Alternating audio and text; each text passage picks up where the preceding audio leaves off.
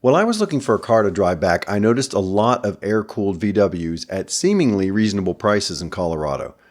I'm not sure if that state is the brackish water where the practical Midwest intermingles with California flower power, but whatever the reason, waterless dubs abounded. The self-flagellating monk in me liked the idea of chirping along at 65 miles an hour, foot to the floor, and fixing that simple motor with paper clips and liquid tape. My wife, however, had only one condition, and that was air conditioning. Whatever the car, it had to have air conditioning. Air-cooled wife, yes. Air-cooled car, no. That's how the Saab got to the top of the list. It had AC. My son-in-law-to-be looked the car over for us, and we sent them the money to buy it. Here's my wife's unhappy face finding out the AC does not work. Okay, new plan.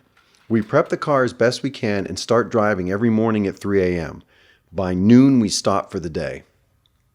The reasoning is that if you leave at 3 and break down by 6, you may only have to wait an hour or so for parts stores and a shop to open.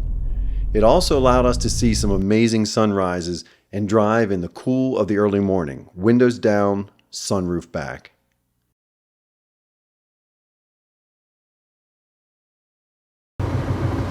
So, when you have an 83 car like this, there's two layers. There's the problems and then there's the car. The problems are the gearbox is a little bit notchy and it squeaks. Gotta fix that. The steering rack is leaking, so it needs rebuilt and resealed. Motor, the engine is down on power. This is the non-turbo, so it didn't have a lot to begin with, but it's not.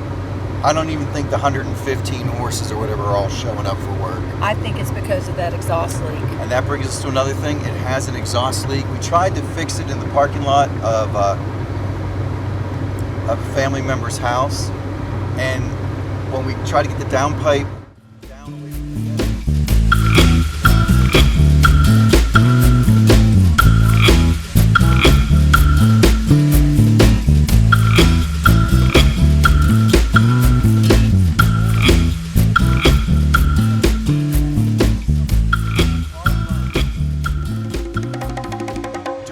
make it worse to make it better. Especially when you're on a time hack. Especially when you've got crappy tools and not enough of them in somebody else's driveway. Just cut your losses and deal with the exhaust leak. We thought we were going to have a leisurely trip back, but when we went to get the temporary tag from Denver, the temporary registration so we could drive this car, they're good for 7 days. They're good for 7 days in our 7 days. But they cannot expire on a weekend or a holiday. So and they would have expired on a holiday weekend. Right. So we got gypped out of like 3 days. So yeah, so we only have 4 days on this temporary registration. And then we spent an extra day working on the car, so that brings us down to 3 days to go from Colorado. Once we cross into Pennsylvania, we can go to the first title and tag place we find and get a registration. So what we thought was, well, we'll go up to Mount Rushmore. See some of the back roads. See some of the back roads, and back road now turning into... Oh, wait a minute. We are leaving Colorado. Leaving colorful Colorado. So now the trip is a little bit more hurried, but we're still going to take our time to see if we can hit some back roads. We just entered Kansas right now. I wanted to get a picture of the sign. I know, well, there's one we missed. But the welcome to Kansas should be coming up here. All right.